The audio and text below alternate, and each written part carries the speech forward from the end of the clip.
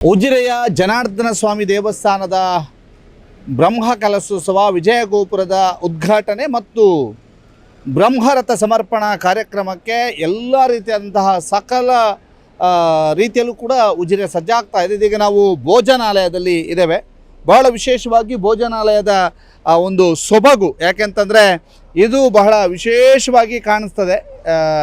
ಬಹಳ ಅದ್ಭುತವಾಗಿ ಇಲ್ಲಿ ಆ ಒಂದು ಭೋಜನಾಲಯವನ್ನು ಮಾಡಿಸಿದ್ದಾರೆ. ಬಹಳ ಒಂದು ಸಾಂಪ್ರದಾಯಿಕ ಚಪ್ಪರ, ಅದರ ಜೊತೆಗೆ ಆ ಸಾಂಪ್ರದಾಯಿಕ ಚಪ್ಪರದ ಜೊತೆಗೆ ಇಲ್ಲಿಯ ಕಂಬಗಳ ರಚನೆ ಬಹಳ ವಿಶೇಷವಾಗಿ ಕಂಬಗಳ ರಚನೆಯೂ ಕೂಡ ಆಗಿದೆ.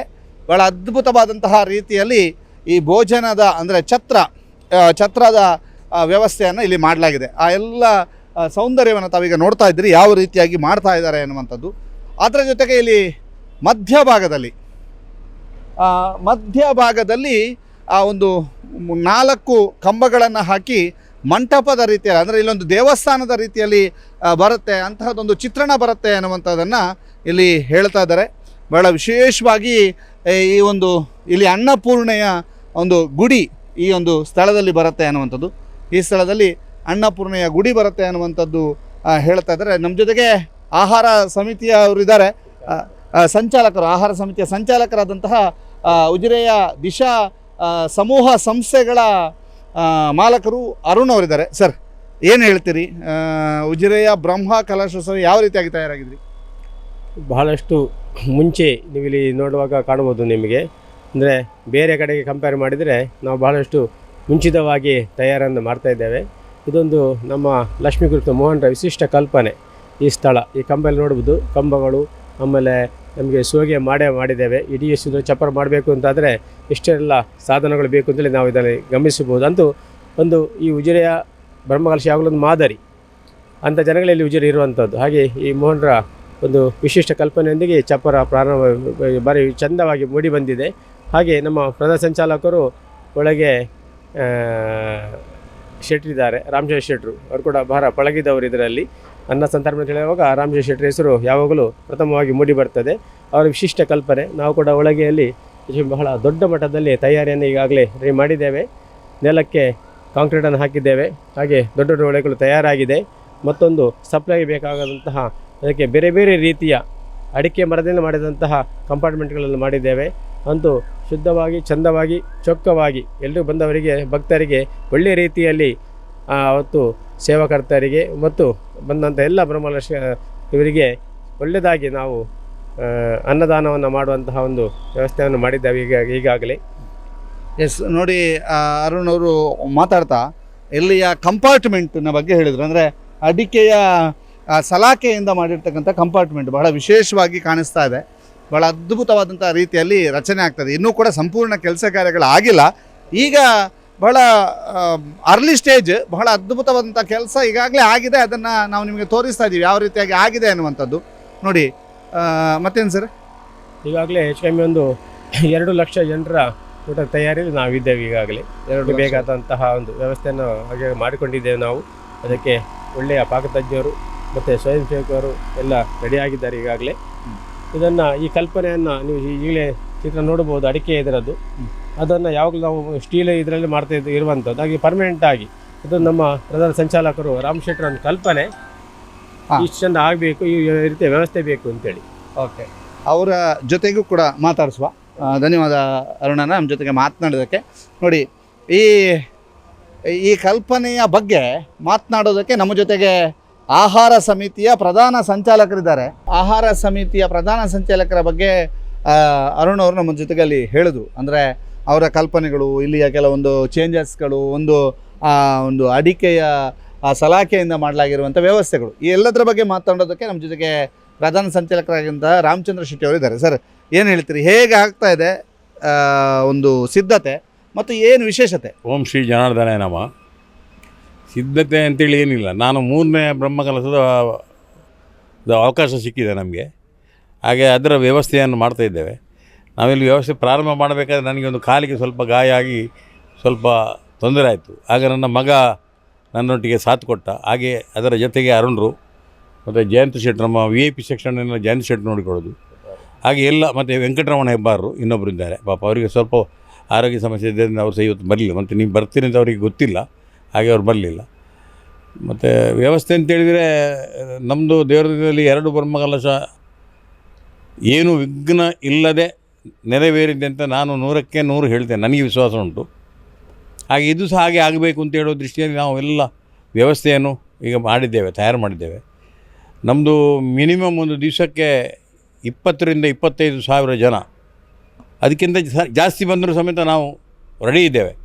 ಯಾಕೆಂದರೆ ಅಡುಗೆ ತಂಡ, ದೊಡ್ಡ ಅಡುಗೆ ತಂಡ ಬರ್ತದೆ, 10-30 ಜನರ ಅಡುಗೆ ತಂಡ ಬರ್ತದೆ.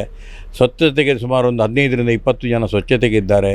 ಸುಮಾರು ಒಂದು 250 ನಮಗೆ ಸ್ವಯಂ ಸೇವಕರು ನಾವು ಕೇಳಿದ್ದೇವೆ, ಆಲ್ಮೋಸ್ಟ್ ಬರ್ತಾರೆ ಅವರು ಸಹ. ಹಾಗೆ ನಾವು 8 ಕೌಂಟ್ರ್ ಮಾಡಿದ್ದೇವೆ. 8 ಕೌಂಟ್ರ್ ಅಂತೇಳಿ ನಮ್ಮದು ಊಟ 12 ಗಂಟೆಗೆ ಪ್ರಾರಂಭ ಆಗ್ತದೆ. 8 ಕೌಂಟ್ರು ಮಾಡಿದ್ದೇವೆ. 8 ಕೌಂಟ್ರಲ್ಲಿ 1,000 1,500 ಜನ ಹೋದರೂ ನಮ್ಮದು ಊಟ ಸುಮಾರು 1-1.5 ಗಂಟೆಯೊಳಗೆ ನಮಗೆ 10,000ರಿಂದ 15,000 ಜನ ಬಂದರೂ ಅದನ್ನು ಮುಗಿಸ್ಲಿಕ್ಕಾಗ್ತದೆ. ಆ ರೀತಿಯಲ್ಲಿ ನಾವು ವ್ಯವಸಾಯ ಮಾಡಿದ್ದೇನೆ. 8 ಕೌಂಟ್ರುಗಳಿಗೆ 8 ಪ್ರಮುಖರನ್ನು ಮಾಡಿದ್ದೇವೆ. ಅವರಿಗೆ ಜೊತೆಗಾರರಾಗಿ 4 ಜನರನ್ನು ಮಾಡಿದ್ದೇವೆ. ಇಲ್ಲಿ ಒಳಗೆ ತೋಡಲಿಕ್ಕೆ 20 ಜನರನ್ನು ಮಾಡಿದ್ದೇವೆ. ತೋಡಿದ್ದನ್ನು ತಂದು ಕೊಡಲಿಕ್ಕೆ 16 ಜನರನ್ನು ಮಾಡಿದ್ದೇವೆ. ಇಲ್ಲಿ 16 ಜನ, ನಾವು ಇಲ್ಲಿ 16 ಜನ, ಇಲ್ಲಿ ಈ ಕೌಂಟ್ರಲ್ಲಿ ಸಮೇತ ನಾವು 16 ಜನ ಇರ್ತೇವೆ. ಅಂದರೆ ಹೊರಗೆ ಯಾವುದು ಖಾಲಿ ಆಗ್ತದೆ ಅದನ್ನು ಕೊಡಲಿಕ್ಕೆ ಇವರು ಇರ್ತಾರೆ. ಮತ್ತು ನಮ್ಮದು ಇನ್ನೊಂದು ಸಿಸ್ಟಮ್ ಏನಂತೇಳಿದರೆ ಎಲ್ಲ 3 ಒಂದೊಂದು ಐಟಮನ್ನು 3 ಪಾತ್ರೆಯಲ್ಲಿ ತುಂಬಿಸಿಡುವಂಥದ್ದು. ಈ ಸಾರಿ 2 ಐಟಮನ್ನಲ್ಲಿ 2 ಪಾತ್ರೆಗಳನ್ನು ತುರಿಗೆ ಕಳಿಸಿರ್ತೇವೆ. 3ನೇ ಪಾತ್ರೆ ಇಲ್ಲಿ ಇರ್ತದೆ. ಅಲ್ಲಿ ಯಾವುದು ಪಾತ್ರೆ ಮುಗೀತು ಆ ಪಾತ್ರೆಯನ್ನು ತಂದರೆ ಮಾತ್ರ ಇಲ್ಲಿಯ ಪಾತ್ರೆಯನ್ನು ನಾವು ನೀವು ಕೊಡೋದು. ಇಲ್ಲದ್ರೆ ಎಲ್ಲ ಅಲ್ಲಿ ಜಮೆ ಆಗ್ತದೆ, ನಮಗೆ ಇಲ್ಲಿ ಗೊಂದಲ ಆಗ್ತದೆ, ಭಟ್ರುಗಳು ಗೊಂದಲ ಆಗ್ತಾರೆ, ಒಳಗೆಲ್ಲ ಮುಗೀತದೆ, ಎಲ್ಲ ನೋಡಿದರೆ ಅಲ್ಲಿ ಇರ್ತದೆ. ಅಂದರೆ ಎಲ್ಲ ಮೊದಲಿನ ಅನುಭವಗಳು. ಹಾಗೆ ಈ ಸಾರಿ ಹಾಗೆಲ್ಲ ಮಾಡಿದ್ದೇವೆ ನಾವು. ಮತ್ತು ಈಗ ಇಲ್ಲಿಯ ವ್ಯವಸ್ಥೆ ಇದೆಂತ ಇದು ಅಡಿಕೆ ಇದೆಲ್ಲ 8 ಕೌಂಟ್ರ್ ಮಾಡಿದ್ದೇವೆ. 8 ಕೌಂಟ್ರಿಗೆ 8 ನಂಬರ್ ಹಾಕ್ತೇವೆ ನಾವು. ಇಲ್ಲಿ ಸಹ 8 ಕೌಂಟ್ರಿಗೆ 8 ನಂಬರ್ ಹಾಕ್ತೇವೆ. ಇಲ್ಲಿಂದ ಬರ್ತದೆ ಅಲ್ಲ, ಕೌಂಟ್ರ್ ಇಲ್ಲಿಂದ ಅಲ್ಲ, ಕೌಂಟ್ರ್ ಇಲ್ಲಿಂದ ಬರ್ತದೆ. 1 2 3 4 ಮತ್ತು ನಡುವಿನಲ್ಲಿ 20 ಫೀಟ್ ಪ್ಯಾಸೇಜ್ ಇರ್ತದೆ. ಅಲ್ಲಿ ಮೈಕದ್ದು ಇರ್ತದೆ. ಮತ್ತೊಂದು 6-7 ಜನ ನಾವು, ಅಂದರೆ ಗಣ್ಯರು ಅಂತೇಳಿ ಅಲ್ಲ, ಒಂದು ವ್ಯವಸ್ಥಾ ಪ್ರಮುಖರಲ್ಲಿ ಕೂತ್ಕೊಂಡಿರ್ತೇವೆ. ಅಂದರೆ ಎಲ್ಲ ಅದನ್ನು ವೀಕ್ಷಣೆ ಮಾಡಿಕೊಂಡು ನೋಡಿಕೊಂಡು ಏನೆಲ್ಲ ಕೊರತೆ ಆಗಿದೆ, ಎಲ್ಲಿ ಎಂಥದ್ದಾಗಿದೆ ಅಂತೇಳಿ ನೋಡಿಕೊಂಡು ಅದಕ್ಕೆ ಬೇಕಾದಾಗೆ ಮೈಕದ ವ್ಯವಸ್ಥೆ ಉಂಟು. ಅದರಿಂದ ಅತ್ಲಾಗೆ ವಾಪಸ್ಸು 4 ಕೌಂಟ್ರ್ ಉಂಟು. ಹಾಗೆ ನಾವು ಮುಗ್ದ ತಕ್ಷಣ ಅವ್ರು ತರ್ತಾರೆ. ಇಲ್ಲಿ ತಂದು ಕೊಟ್ಟ ತಕ್ಷಣ ನಾವಲ್ಲಿ ಕೊಡ್ತೇವೆ. ಇಲ್ಲಿ ಖಾಲಿಯಾದ ಪಾತ್ರೆ ಇಲ್ಲಿ ಬಂದ ಕೂಡಲೇ ನಾವು ಅದನ್ನು ಅಡುಗೆ ಮನೆಗೆ ಕಳಿಸ್ತೇವೆ. ಅಡುಗೆ ಮನೆಯಲ್ಲಿ ತೋಡುವವರಿದ್ದಾರೆ. ಮತ್ತು ತೋಡಲಿಕ್ಕೆ ನಾವು ಭಾರಿ ಗಟ್ಟಿ ಜನರನ್ನು, ಅಂದರೆ ನಾವು 1-2 ಕಾರ್ಯಕ್ರಮದಲ್ಲಿ ಹೋದಲ್ಲಿ ಈ ದೊಡ್ಡ ಪಾತ್ರೆಗಳು 7,000 ಜನ 8,000 ಜನ ಕ್ಕೆ ಬೇಕಾದಂಥ ಸಾರು, ಸಾಂಬಾರು, ಪಾಯಸ ಮಾಡಿದರೆ ಅದನ್ನು ತೋಡಲಿಕ್ಕೆ ಯಾನ್ ಪೋಪೆ ಅಂತೇಳಿ ಒಮ್ಮೆ ಹೋಗ್ತಾರೆ. ಮತ್ತು ಅದರ ಬಿಸಿ ತಾಗಿದ ಕೂಡಲೇ 1 ಬಕೆಟ್ 2 ಬಕೆಟ್ ತೊಡೆದು ಅವರು ಹೋಗ್ತಾರೆ. ಅದು ತುಂಬ ಅನುಭವ ಆಗಿದೆ ನಮಗೆ. ಅದಕ್ಕೆ ಈ ಸಾರಿ ಅದಕ್ಕೆ ಸರಿಯಾದ ವ್ಯಕ್ತಿಗಳು ಯಾರು ಅಂತೇಳಿ ನೋಡಿ ನಮಗೆ 10 ಜನ ಬೇಕಾದ್ದು ನಾವು 20 ಜನ ಮಾಡಿದ್ದೇವೆ ನಾವು ಅದಕ್ಕೆ. ಹಾಗೆ ನಾವು ಭಾರಿ 5 ಜನ ಓಡಿದ್ರು 5 ಜನ ಓಡಿದ್ರು ನಾವು 15 ಜನರಲ್ಲಿ ಸುಧಾರಿಸ್ತೇವೆ. ಮತ್ತು ದೇವರದಲ್ಲಿ ಜನಾರ್ದನ ಸ್ವಾಮಿಯ ಆಶೀರ್ವಾದ, ಧರ್ಮಸ್ಥಳ ಮಂಜುನಾಥ ಸ್ವಾಮಿ ಆಶೀರ್ವಾದ, ಕಾವಂದರು, ನಮ್ಮ ಶರತ್ ಕೃಷ್ಣ ಪಟ್ಟಣರು, ನಮ್ಮ ದೊಡ್ಡ ದನಿಗಳು ವಿಜಯರಾಘವ ಪಟ್ಟಣರ ಆಶ್ರಯದಿಂದ ನಮ್ಮ ಈ ಕಾರ್ಯಕ್ರಮ ಯಶಸ್ವಿ ಆಗ್ತದೆ ಅಂತೇಳಿ ಆಲೋಚನೆ ಮಾಡಿದ್ದೇವೆ. ಹಾಗೆ ಜನಾರ್ದನ ಸ್ವಾಮಿ ನಮಗೆ ಯಶಸ್ವಿ ಮಾಡಿಕೊಡಲಿ ಅಂತ ಬೇಡಿಕೊಳ್ತಾ ಇದ್ದೇವೆ. ಇನ್ನು ನಮ್ಮ ಅರುಣ್ ಕುಮಾರ್ ಇದ್ದಾರೆ. ನನಗಿಂತ ಜಾಸ್ತಿ ಅನುಭವಿ ಅವರು, ನಾನಲ್ಲ ಸರ್. ಅರುಣಣ್ಣ, ಈಗ ನೀವಿಬ್ಬರು ಅನುಭವಿಗಳು ಒಟ್ಟು ಸೇರಿಕೊಂಡು ಹಳೆಬೇರು ಹೊಸ ಚಿಗುರು ಎಲ್ಲ ಒಟ್ಟಿಗಿದ್ದಾವೆ. ಇದು ನಿಮಗೂ 3ನೇ ಬ್ರಹ್ಮಕಲಶ ಅಲ್ವಾ? ಈ ಸಾರಿಯ ಅಡಿಗೆ ಮನೆಯಲ್ಲಿ ಏನು ವಿಶೇಷತೆ ಇದೆ? ಸಾಧಾರಣವಾಗಿ ಬ್ರಹ್ಮಕಲಶದಲ್ಲಿರುವಂಥದ್ದು ಅನ್ನ ಸಂತರ್ಪಣೆಯಲ್ಲಿ ಸಾಧಾರಣವಾಗಿ ಎಲ್ಲ ಇರ್ತದೆ. ಅಂದರೆ ಉಪ್ಪಿನಕಾಯಿ, ಆಮೇಲೆ ಪಲ್ಯ ಅಥವಾ ಗಸಿ, ಅಥವಾ ಇದು ಸಾರು, ಸಾಂಬಾರು, ಪಾಯಸ, ಮಜ್ಜಿಗೆ, ಮತ್ತು ಯಾವುದಾದ್ರು ವಿಶೇಷವಾದಂಥ ಸ್ವೀಟನ್ನು ನಾವು ಅಲ್ಲಿ ಇಟ್ಟಿರ್ತೇವೆ ಯಾವಾಗಲೂ ಕೂಡ. ಇದು ಮಾಮೂಲಿ ನಡೆಯುವಂಥದ್ದು. ಆದರೆ ಈ ಸಲ ನಮಗೆ ಗೊತ್ತಿದ್ದ ಪ್ರಕಾರ ಕೆಲವೆಲ್ಲ ಬೇರೆ ಬೇರೆ ಮೆನುಗಳನ್ನು ನಾವು ತಯಾರು ಮಾಡ್ತಾಯಿದ್ದೇವೆ. ಅಂದರೆ ಆವತ್ತಿನ ನಮಗೆ ಲಭ್ಯತೆಯನ್ನು ನಮಗೆ ಸಿಗ್ತದೆ, ಅದರ ಮೇಲೆ ನಾವು ಅದಕ್ಕೆ ತಯಾರು ಮಾಡ್ತಾಯಿದ್ದೇವೆ. ಹೆಚ್ಚಾಂಶ ಪ್ರತಿ ದಿವಸ ಕೂಡ 2 ಸ್ವೀಟನ್ನು ನಾವು ಇಟ್ಟಿರ್ತೇವೆ. ಸರ್, ಅತಿಥಿಗಳಿಗೆ ಯಾವ ರೀತಿ ಸತ್ಕಾರಕ್ಕೆ ರೆಡಿ ಆಗಿದ್ದೀರಿ? ಯಾರನ್ನ ಈಗ ನಿಮಗೆ ಇದು ರಿಪೋರ್ಟ್ರು ಕೇಳಿ ಸರ್. ಅವರಿಗೆ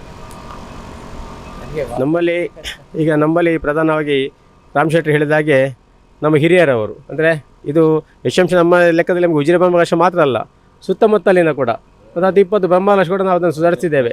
ಅವರಿಗೆ ಮಾರ್ಗದರ್ಶನ ಅವ್ರದ್ದು ನಮಗೆ. ನಾನು ಕೂಡ ಕೊಲ್ಲಿ ಇರ್ಬೋದು, ಚಂದ್ಕೂರು ಇರ್ಬೋದು, ಮಲೆಬೆಟ್ಟು, ತುಂಬ ದೇವಸ್ಥಾನಗಳಲ್ಲಿ ನಾವು ಮುಂದೆ ಹೋಗಿ ನಾವು ಅದನ್ನು ಚೆಂದ ನಡೆಸಿಕೊಟ್ಟಿದ್ದೇವೆ.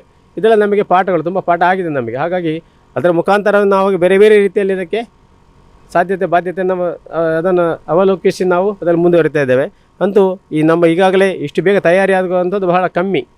ಆದರೆ ನಮ್ಮಲ್ಲಿ ಹಾಗಲ್ಲ, ಎಲ್ಲ ಸ್ವಯಂ ಸೇವಕರು ಮತ್ತು ಅದರ ಮುಖ್ಯಸ್ಥರೆಲ್ಲ ಇದ್ದ ಕಾರಣ ಇದು ಬಹಳಷ್ಟು ವೇಗವಾಗಿ ಒಂದು ಈಗಾಗಲೇ ದಿವಸಗಳುಂಟು. ಅದು ಕೂಡ ಆದಷ್ಟು ವೇಗವಾಗಿ ನಮ್ಮ ಹತ್ರ ಎಲ್ಲ ತಯಾರಿಯನ್ನು ಮಾಡ್ಕೊಳ್ತಾ ಬಂದಿದ್ದೇವೆ. ಸರ್ ನಾನು ಹೇಳಬೇಕಾದ್ರೆ ನಾನು ಒಂದು ಸುರುವಿನ ಬ್ರಹ್ಮಕಲಶ 2001ರಲ್ಲಿ ಆದದ್ದಿಲ್ಲಿ ಭಾರಿ ಯಶಸ್ವಿಯಾಗಿದೆ. ಅದು 1400 ಜನರಿಗೆ ನಾವು ನೆಲದಲ್ಲಿ ಬಾಳೆ ಎಲೆ ಹಾಕಿ, ನೆಲದಲ್ಲಿ ಅಡಿಕೆ ಮರ ಹಾಕಿ, ಬಾಳೆ ಎಲೆ ಹಾಕಿ ಅವರಿಗೆ ಬಡಿಸಿ ಊಟ ಮಾಡಿಸಿ 1400 ಜನರಿಗೆ. ಆವಾಗಲೂ ಸುಮಾರು 20-25 ಸಾವಿರ ಜನ ಒಂದು ದಿವಸಕ್ಕೆ.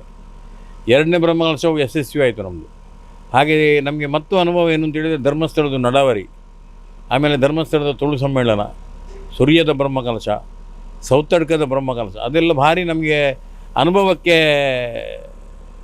ಸಾಕ್ಷಿಯಾದಂಥ ಕೆಲವು ಕೆಲಸಗಳು.